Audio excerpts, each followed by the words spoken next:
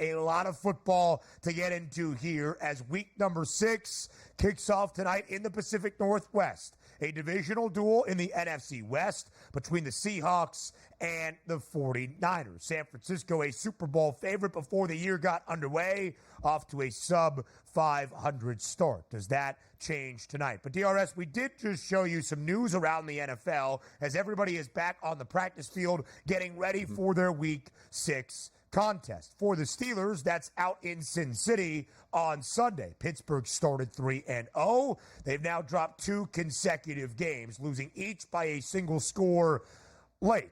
But that's where it's been with Justin Fields. Russell Wilson back on the practice field since the opening week of September. It's been a very interesting quarterback room in the Steel City. Mike Tomlin had said even way back in training camp and in the offseason, doesn't matter if Justin Fields looks better in practice or in preseason contests, Russell Wilson is our starter. But then, of course, it was a calf injury that has been the ailment that has kept Russell Wilson on the sideline. If Russ is 100% healthy, who do you think is the starting quarterback in the Steel City?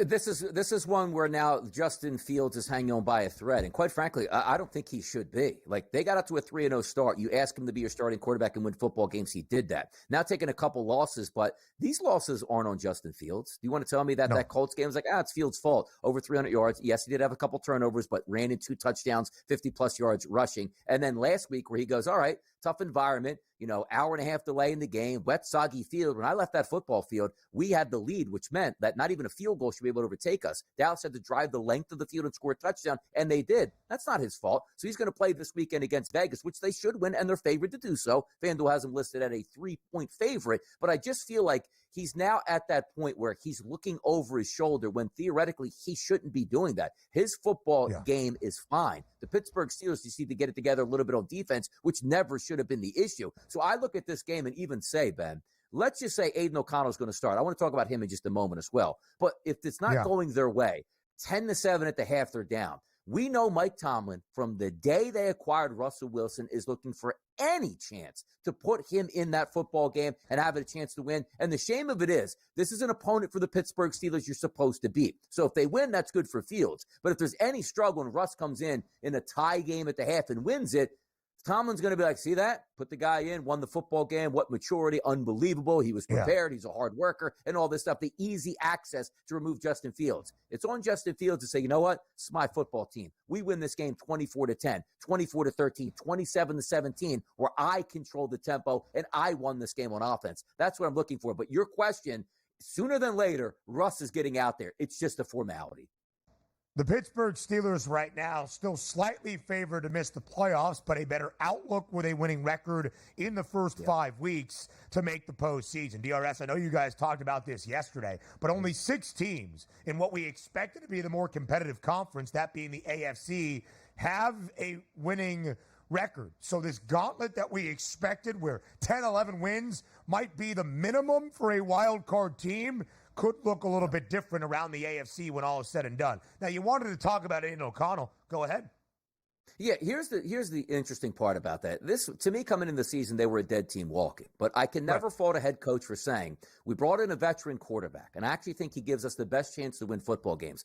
General managers and owners can tell you who to start when it's not best for the football team, but maybe best for the future. It's hard to tell a head coach, like, I actually watched the practices here, and Gardner Minshew's the right guy. But for the future of the Raiders, Gardner Minshew's not the right guy for that team. Here's one thing you have to do. Let Aiden O'Connell play the rest of the games all the way through. And it's not an indictment in Gardner Minshew. You have to find out what you have, because if you need that quarterback, which I do think they need, find out sooner than later. Head into the draft next year with a game plan, because you're not going to do anything unless you have a quarterback. I saw that move, and it was like, oh, they're doing Gardner Minshew wrong. No, they're actually doing the right thing for the franchise. O'Connell, and it could be, if they go and say, hey, he had a bad first half, I got to put Minshew in to try to win it, well, then you're just up the creek at that point. Let this kid play the rest of the string. The Raiders are dead in the water this year. At least find out if you have a competent quarterback. I agree with this move.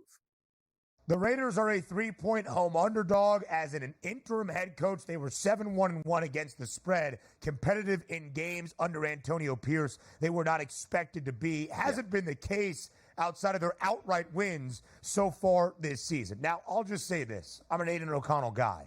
but he's a 26-year-old second-year quarterback. And yes, it was a fourth-round pick, and any draft capital is expensive in the NFL, especially on a quarterback in terms of relative value. To me, though, DRS, the Raiders are going to finish with one of the worst 10 records in the NFL, meaning they will have a top 10 draft pick, meaning they will select their quarterback of the future. Yeah. That's just how I see it. Yep. And it's not like, we didn't really see Aiden O'Connell last year. He played in 11 games. He made 10 starts. I think you kind of know what his ceiling is. I agree. It probably makes more sense in terms of the optimism to let him spin as opposed to Gardner Minshew, who is a great, reliable veteran and experienced backup quarterback for more of a contending team that if anything were to happen, he can go out there and chalk up a couple of wins.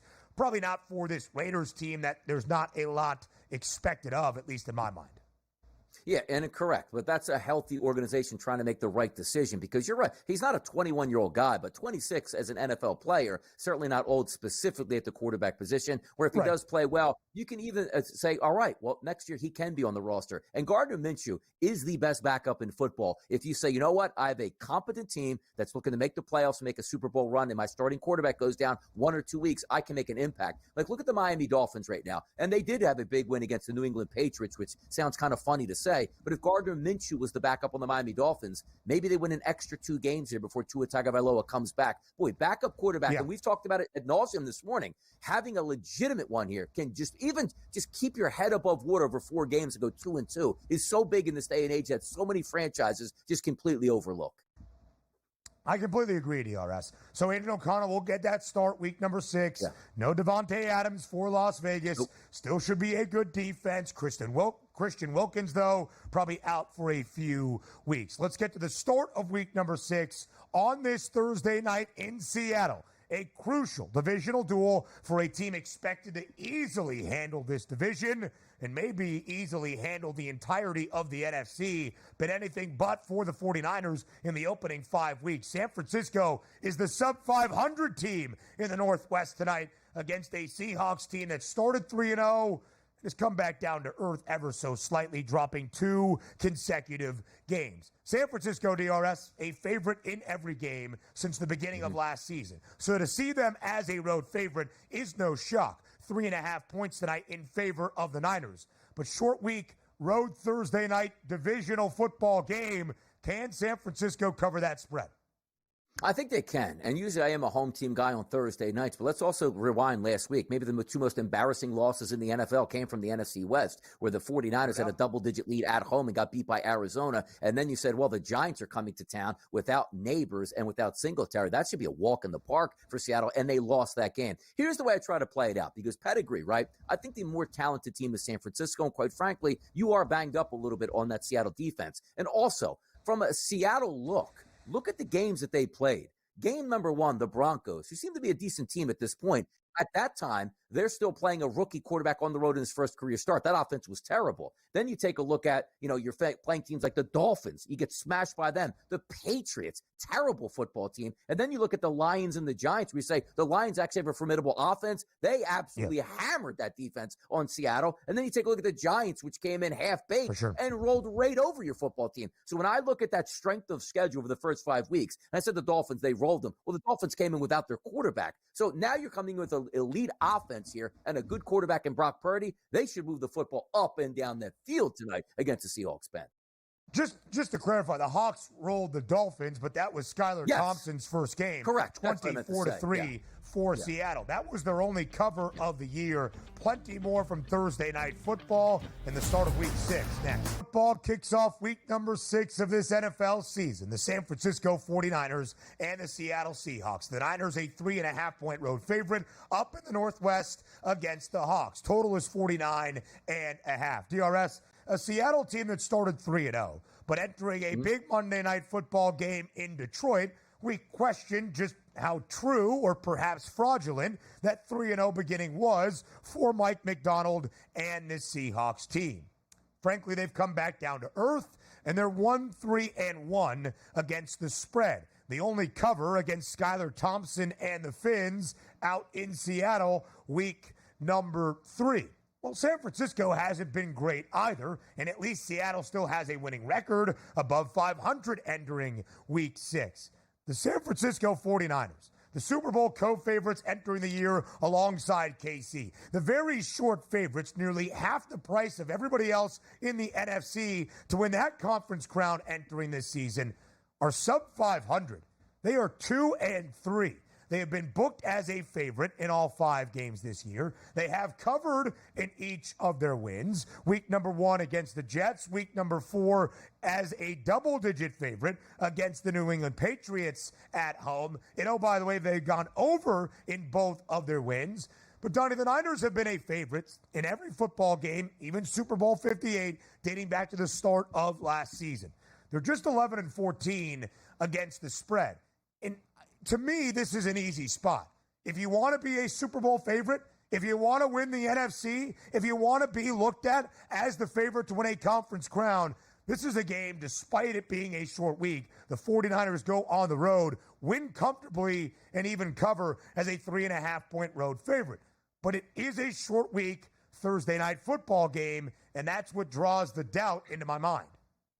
It does. And also, we're banking on the 49ers here, Ben, being that football team that we've known and loved, saying, man, they're very talented. They're hammering football teams on the way to the NFC Championship, on the way to the Super Bowl. It hasn't been that team. Yes, we love the win over the Jets week 1. How good are the Jets actually at that point? Minnesota Vikings go on the road and they get beat in that game. The Vikings look like they're going to be a pretty formidable opponent here in the NFC. But then the Rams, with basically nobody up double digits, you blow that football game. You don't get any points for beating the Patriots. That's a horrendous franchise right now. And then the Cardinals came in when you had a double-digit lead, stole that game at the end and walked away with a victory. So we're just anticipating, it's no big deal at this point. Like some people might look at the Bengals like, the offense is so good. They're 1-4. I don't care. They're going to make a playoff run. You are what your record says you are. So now you line up against the Seahawks. But here's where I think the Seahawks are going to be at odds, is that defense, as we pointed out, who they played and where they got their style points from, or maybe the easiest opponents you can possibly have. And you're going to get tested. But I do like the fact that the Niners blew that game last week because they understand they're under 500. It's like, hey, you know what, Ben? We were unbeaten last week coming in. Maybe took the game a little bit easy, took our foot up the gas, up double digits. Where's that excuse when you're under 500? You don't have that at this point here. So I do expect the 49ers, who I think have a better offense than Seattle overall, and quite frankly, a better overall defense. But that defense didn't show its teeth last week at all. Arizona was doing whatever they wanted to in big spots, and on a key 4th down play, a ball that was a 50-50 jump ball downfield, Arizona won that and ended up driving down and getting the game-winning drive. So I look at this and say, I want to trust the 49ers, but at the same time, my brain's telling me, you're going to trust the 49ers based on who they beat and who they played this year, as if they're going to go on the road on a Thursday night. And when they're not getting points, they're going to win roughly by a touchdown tonight to cover that 3.5. We'll see if they can get it done. I think they can do that. Not in love with it, but I trust that Niners offense to go up against that Seattle defense. I would agree, DRS, and frankly, I would also be looking to points if it wasn't a short week Thursday night football game. Seattle's defense has not been good under first-year head coach Mike Macdonald. In fact, the Hawks have been over in 4 of 5 games. As we show you the totals for tonight, Seattle has allowed 29 points in both of their losses, 42 in the only game as an underdog on the road in Detroit a couple of weeks ago. They've allowed at least 20 in 4 of 5 games. The only one not 20, 3 points against Skylar Thompson and Miami. And as we have seen, the Dolphins remain a bottom 3 scoring offense in the National Football League. The Patriots scored 20 points in regulation. The Broncos somehow, some way, even found 20 points despite multiple turnovers from Bo Nix in his rookie debut in the National Football League. In San Francisco, it's, again, not a surprise that you score more in wins than in losses, but they've put up at least 30 in each of their first 2 wins this season. And, Donnie, there's been a little bit of issue with a San Francisco team who was up double digits, like you said, 23-10 at the break against Arizona last week. The offense was blanked in the second half, but that should have been a spot that a great 49ers defense excels. San Francisco allowing more than 21 points per game. Last year, 3rd best scoring defense in the NFL, 17.5 points per game given up in the regular season on average. Best scoring defense in the NFL in 2022. The only team allowing less than 17 points per game. If it was a Sunday football game and the total was 49.5 in Seattle, over. Short week Thursday night football game, again, I do have my doubts. Yeah, there is always doubts on what type of performance we get. And also, keep in mind, it's a divisional game. It's not like two teams that never seen each other, and they're going to be surprised completely as what happened. And also, you can go back in the past years and watch that defense for Seattle and say, under the new head coach, like, yeah, here's what we anticipate. Here's what's going to happen at this point. But for my money here, those ground games got to get going. And if you want to win, if you're Seattle, the one thing you do know against that 49ers defense, which usually isn't supposed to happen, you can run on them. The Jets in a losing effort ran for 68 yards. They're down just about that entire game. Look at the next couple games. The Vikes, 146. The Rams, 98 yards. Now, the Cardinals, you have to take a little bit with a grain of salt. They ran for 169 yards against the 49ers. A lot of that with Kyler Murray, but still, James Conner, 19 for 86 in that game. You got two capable running backs in that backfield for Seattle to sort of slow that Bosa pass rush down. And if they do that, they'll be able to hang around in this one. DRS, we also have a matchup as we compare the quarterbacks, and we'll continue to look at the props on the other side of the break between two of the four leading passers in the NFL. Gino Smith, the most passing yards this year, 1,466. Brock Purdy, 1,374. But only 6 touchdowns to 4 interceptions for Purdy. He threw multiple INTs last week against the Cards. Gino Smith, only 5 touchdown tosses to 4 picks this season. We'll talk about the quarterbacks again. Short week Thursday night football game.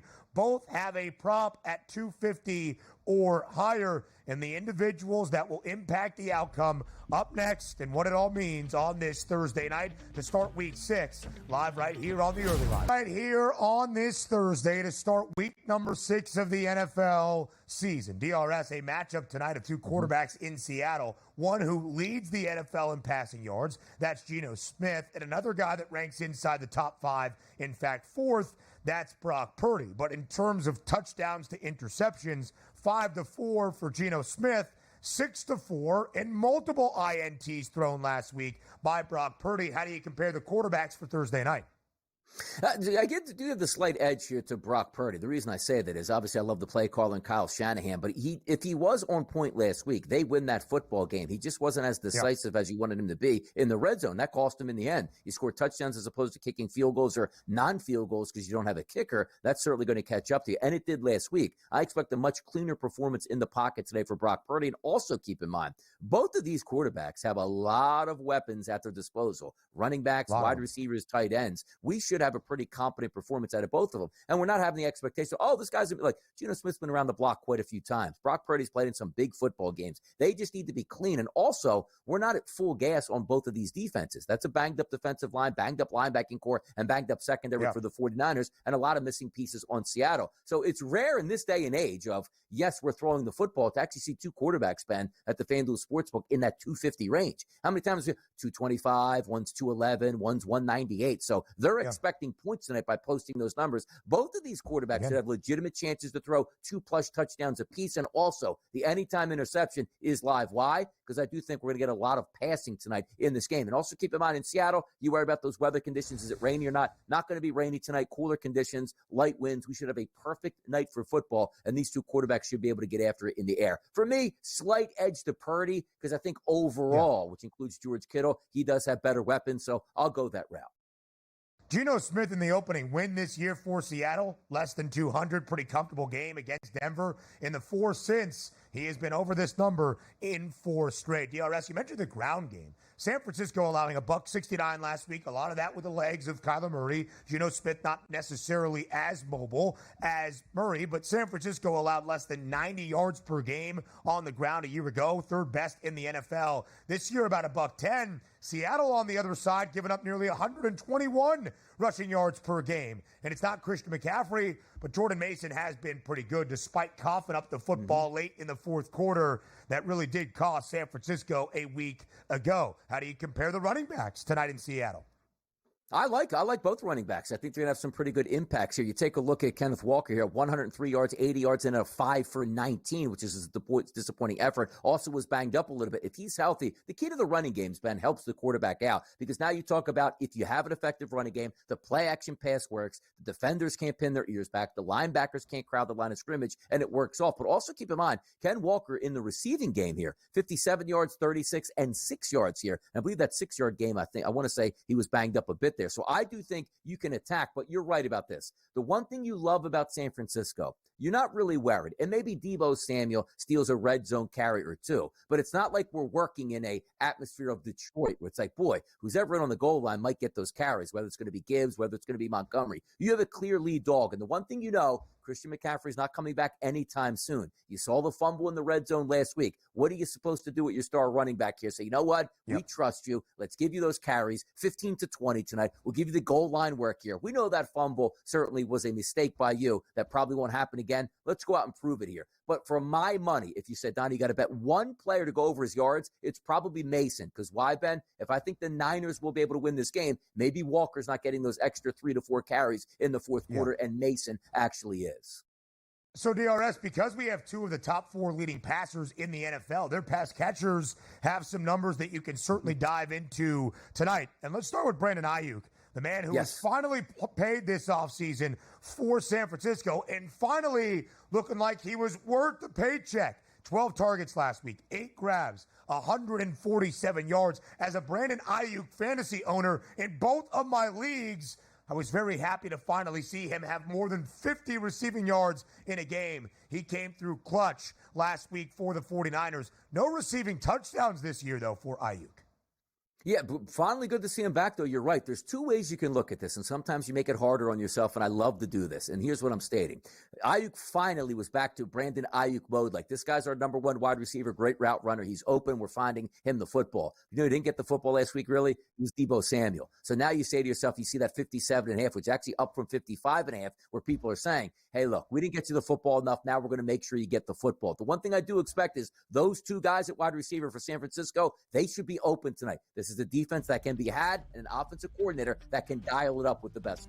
In the National Football League, Mark Zino here for a 3rd consecutive segment. Zino, you're sick about Colorado and K-State. I feel kind of sick about the line for the Thursday night opener to week number 6. 3.5-point spread in favor of the 49ers against the Seahawks. Total at 49.5. Here's why I'm sick. If this was a Sunday game, I'm doubling down. Laying 3 and a hook with the Niners over 49.5. But it's Thursday night, short week on the road in a divisional duel. How do you see Thursday night football playing out in the Pacific Northwest? I mean, have you seen the Seattle injury report? It looks like one of those CVS receipts that is out there. You know, it's just a long list of things that you want no part of. You look at the injuries that they've had. Here's the thing for me. It's the 3rd game in 11 days for the Seahawks. They played Monday night in Detroit. They hosted the Giants, and then they're back here for a Thursday night game. So it's a terrible scheduling spot for them. And this just in. Sorry, Mike McDonald. Your defense stinks, particularly your pass defense. You want to look at Seattle, what they took advantage of the first 3 weeks of this season, guys. They played Bo Nix in his first ever NFL game on the road, then Jacoby Brissett, then Skylar Thompson. The last 2 weeks, they've been carved up by Jared Goff, which we understand, and by Daniel freaking Jones. Stop it. This is a competent offense with a very good quarterback in Brock Purdy. There's a lot of ways I can play this. I think you take Brock Purdy over 1.5 touchdowns. I would take San Fran over 13.5 points in the first half. And I'm willing to lay, I got a 3 earlier in the week, but I'm willing to lay the 3 or 3.5 with San Fran. This injury report is just way too much for Seattle to overcome. Gino Smith is not that good. And San Francisco cannot afford, after blowing a 10-point lead to the Rams 2 weeks ago and blowing a bigger lead to the Cardinals last week, they cannot afford to have a division loss, a 3rd division loss at this point in time, fall 2.5 behind Seattle. Must-win spot for San Francisco here. All desperation. San Fran's covered, won 5 straight, gone 4-1 ATS. The only one they didn't cover was a 14.5-point spread late last year in December in a game that was academic. Give me the Niners. I'll lay the points. Start of the NFL in week number 6. Thursday night football in Seattle, the Seahawks and the 49ers. San Francisco, 3.5-point road favorite. Total is up there for a short week Thursday night football game at 49.5. What is the best bet? That was the question to all of you in Fade the Public.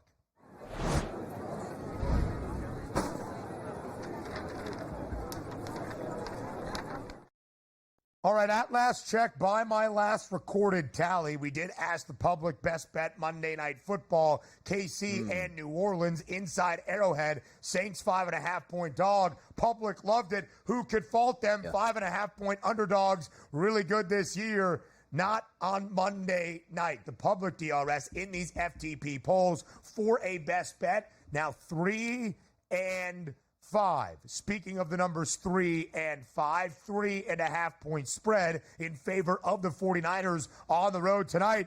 It's where the public is looking. 36% of the vote on the Fade the Public poll. At SportsGrid on Twitter, backing San Francisco, laying a field goal and a hook. The Seahawks, though, at plus 3.5, second most votes. Under 49.5 has that third most selected option. Not a lot of people thinking points. Short week Thursday night divisional duel in this start of week 6. The rest of the public get it right. Is it San Francisco minus the points?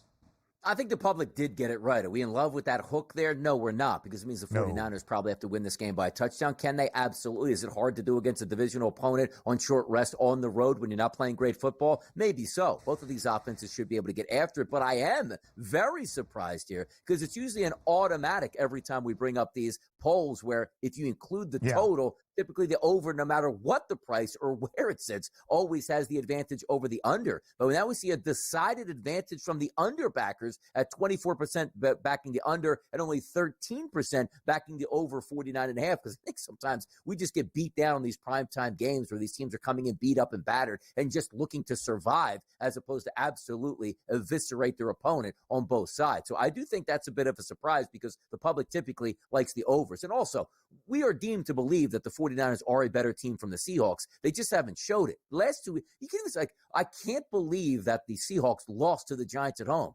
Well, then I tell you that the 49ers lost to the Cardinals at home. So it almost like erases like that, oh, how bad the Seahawks have been. But I do think there is something to who you actually have been playing. Pedigree for the 49ers coming into the season, thought they would win the division. Seahawks, I thought they would be competitive, and they will be. But they haven't shown me anything. When you're stepping up in competition, like, let me show the world what we can do against Detroit and see if we can stop that offense, they couldn't do anything there. What they've been shown to is stop really bad offenses and pick up victories. The San Francisco 49ers, an elite offense, something they haven't shown to slow down here. So it is interesting to see the public saying, whoa, 50 points is a lot on a Thursday. And as we said already, under 10-mile-an-hour winds, 60s in the temperatures, no rain in the forecast in Seattle. We should get a pretty clean performance, which is crazy that the under is being backed so heavily here.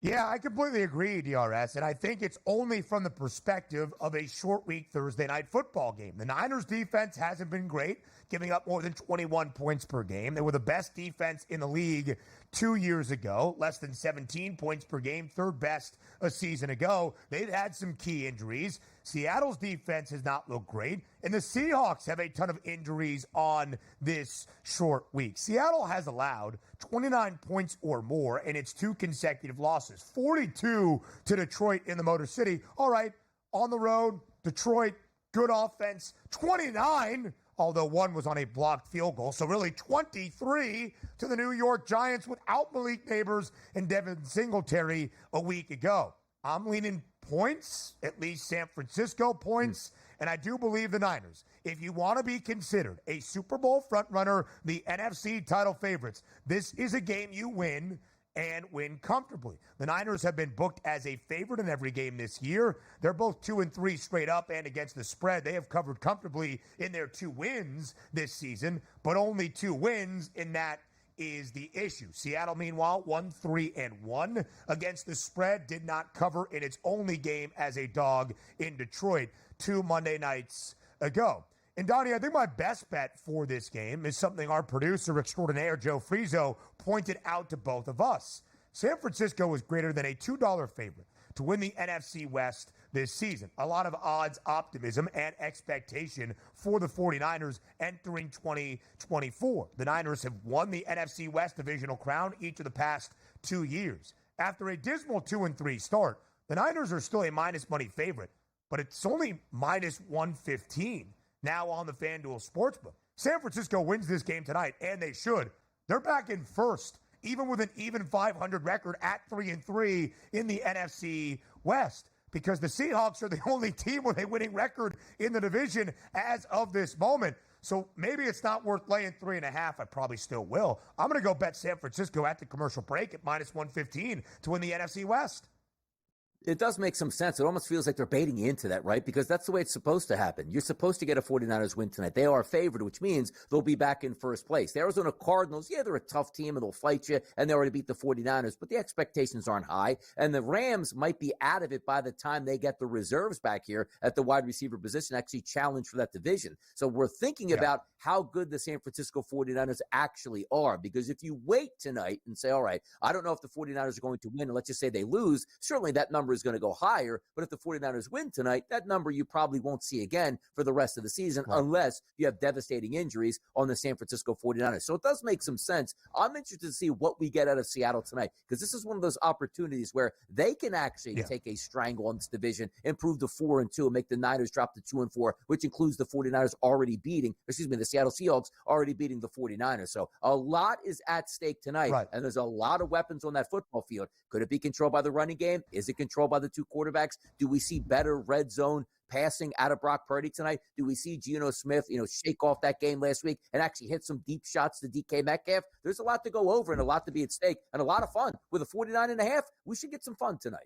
Jack of all trades is the man with the prop perspective at Sports Grid's Tom Vecchio. Tom, as always, thank you for your time. Of course. Thanks for having me. This is a great time to be a sports fan, as I will always say. We have a ton to get to tonight. I got to say, when it comes to the football game tonight, I should say, I love the under, and I love a lot of unders tonight. So that may not be the most exciting thing, but let's roll into it.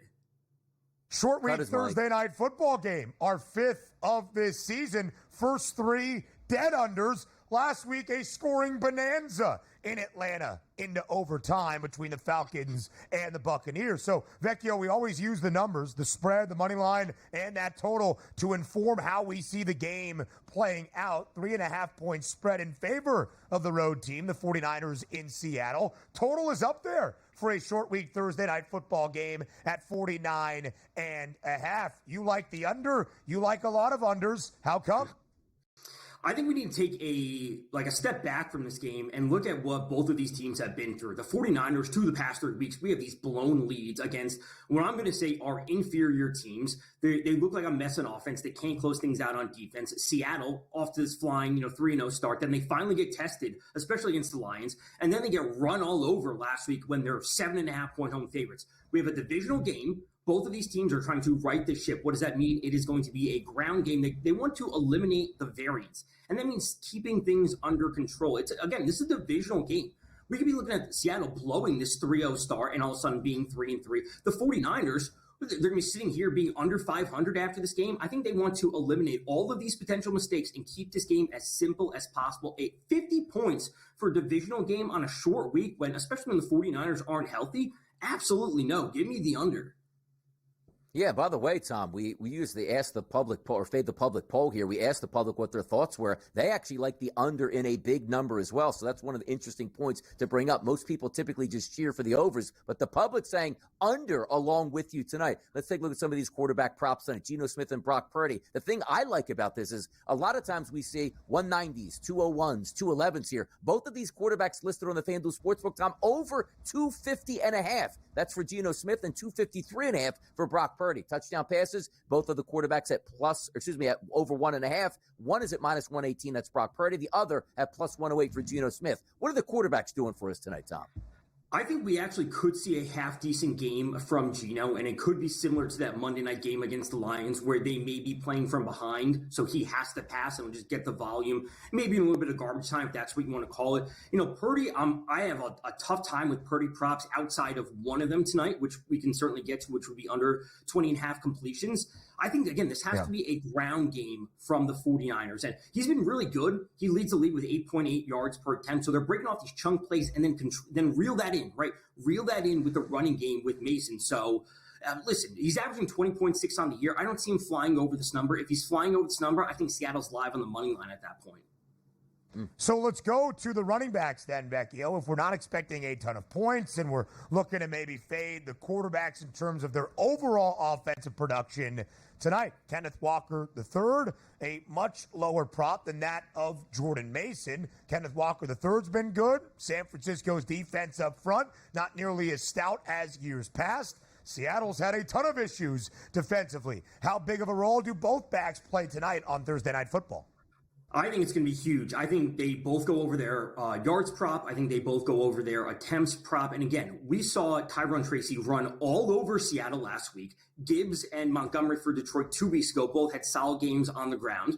This is the first. These are the first 2 games that we've seen the Seattle defense tested. I think this is a clear Mason game. I don't care about the fumble in the most recent outing again. And they want to reel that in. If we look back to last week when Purdy was going up against the Cardinals, he had some really weird plays in the pocket where he couldn't find a player downfield. He's kind of scrambling. He's lost. He's spinning around. They need to eliminate that, right? They need to give the ball to Mason, keep things as consistent as possible. And then when it comes to Walker, again, we need to understand what Seattle is facing right now. Going 0-3 over their past 3 games after this great 3-0 start. They have a chance to compete for the division title with the Rams being so injured. The 49ers picking up this win against them would be massive. So this is a ground game time and time again on a short divisional week. Give me both overs. Yeah, I do like the ground game as well in this game. But let's look about the pass receivers here. The big dogs on each side. DK Metcalf, over 66.5 receiving yards. Brandon Ayuk of the 49ers, 64.5 receiving yards. Are we going top of the line here? Or there's some value plays down that list, Tom, that might get your attention in the receiving market? I have interest in Metcalf. I think he needs a bit of a get-right game after a slow outing last week. I also have interest in both Ayuk and Deebo Samuel, and that solely comes down to whether or not George Kittle will be playing. We know he's listed as questionable for tonight. They elevated a tight end off the practice squad yesterday. So I think this game, again, mainly focuses on unders when it comes to the passing game. But if they're going to be passing it, and we do have an injury on the San Francisco side of things, I think we can look to Deebo. I have interest in Tyler Lockett unders. He's third on the team when it comes to reception target share at 16.9. I think this needs to be a JSN and DK game. We're going to see Kenneth Walker coming out of the backfield. We're going to see Zach Charbonnet a little bit coming out of the backfield, maybe Noah Fant. Lockett's the guy that's going to hit the under tonight. You know who actually has the most receptions, grabs on Seattle? It's not Lockett. It's not DK Metcalf. It's Jackson Smith-Njigba. He leads Seattle with 29 catches so far this season. So there were Tom's top props for Thursday Night Football. Once again, let's flash it so everybody can see it. Jot them down before we get to the other 2 sports in action tonight. October baseball and the NHL app. Half-point spread in favor of the 49ers. 49.5 is the total tonight in this football game. You are correct, Joe Frizo, our producer, yelling in my ear to talk about some news around the National Football League.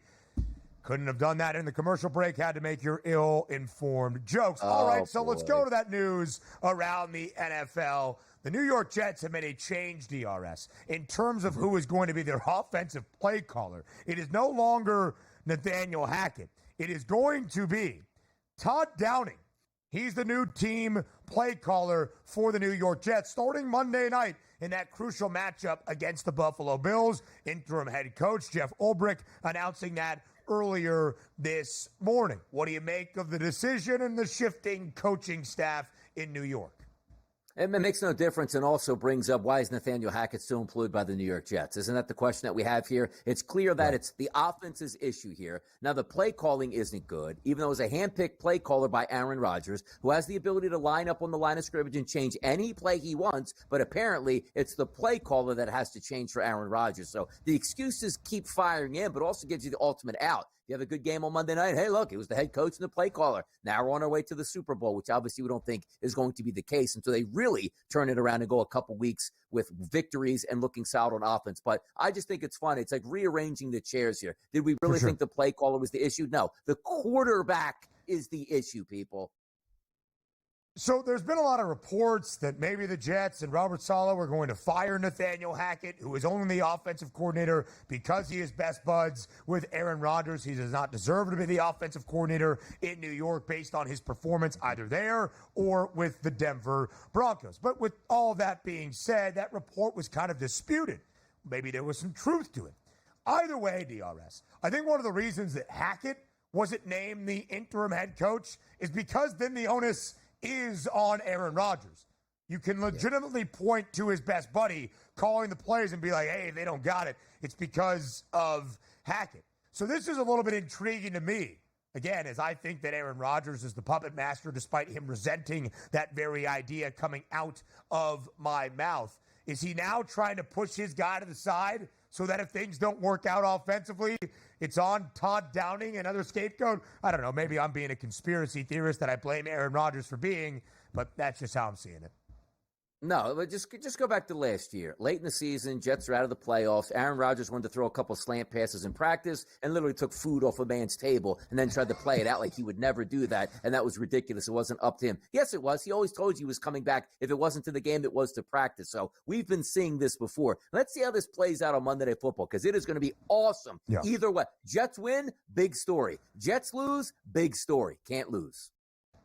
Todd Downing, by the way, former offensive coordinator with the Tennessee Titans under Mike Vrabel, also made headlines for getting arrested in Nashville for public intoxication after they had a win, if I remember that story correctly. And hopefully I'm not going to be sued for libel. Anyway, back to Thursday Night Football, but allegedly, I covered you. We'll just say that here.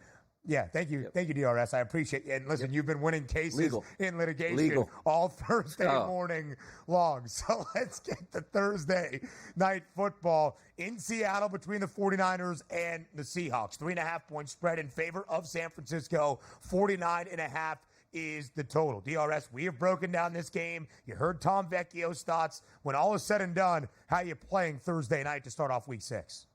I think San Francisco is the better team. So if you're going to start there and take out the bias that I typically have for the home team on Thursday Night Football, I think the San Francisco 49ers win. Also, Tom was right on that total. It's 49.5. We'll be around that number. The question is going to be way over that total, stay under it, or they're going to be bad turnovers, missed field goals. You get the point here. And also, it is a divisional game. That's a lot of points, 50. I do think both of these teams will be in the 20s, but the fact of the matter is, can one of these teams get into the 30s or needs to get into the 30s? But from a prop perspective here, I do think Brock Purdy is going to have a very good football game. If George Kittle does play, anticipating that he will, that means you have the ultimate weapons ready to go and a ground game that should be able to take advantage of Seattle's defense. On the flip side, we are supposed to get a pretty good ground game here from Kenneth Walker III and Zach Charbonnet. Also, keep in mind, the reception game for those two running backs, Ben, Zach Charbonnet today, 13.5 is his receiving prop. Take a look at the first 5 games, 29, 31, 16, 39, and 19. He's crossed over that number each and every game. Yeah. And if you think they're going to be losing and more pass-catching ability, they can do that. And also, Kenneth Walker has had 2 games with 36 and 57 yards receiving. So maybe the backs out of the backfield and also getting the ground game going here for Seattle will be a big deal. Anytime touchdown market for me as we whip through these. Jordan Mason, it's expensive. I think he gets in. Debo Samuel, I think, is a legitimate one. And also, yes, Tom Borndell, DK Metcalf. I think he hits off a big play, which ends up in a touchdown. I think that makes some sense as well. We got some good options tonight. We really do. We really do, DRS. And again, Tom doesn't like the over. I'm not advocating for 50-plus points in a short week divisional duel Thursday night football game. But we should be seeing offenses on display. Neither defense has been very good, especially by 49ers standards. Both defenses, either week to week or season long to this point, dealing with some pretty significant injuries. San Francisco over in each of its 2 wins. Seattle over in 4 of 5 games this season. By the way, Jordan Mason, 82.5, has been over that number in 4 of 5 games with 88 rushing yards in all 4 of those overs. That's a Christian McCaffrey touchdown number, though. He's only scored in 3 of 5 games this year with just 3 rushing scores. DRS, I do really like Jackson Smith and Jigba. 5+ receptions tonight. Over 4.5 receptions is minus 146. He's actually the leading receiver when it comes to catches so far this year for the Seahawks. I'll make it pretty simple, though, before I turn it back to you. I'm just going to lay 3.5 with the 49ers tonight. And feel confident in doing so. And if I lose, so be it. But I'll lay 3.5 with the Niners.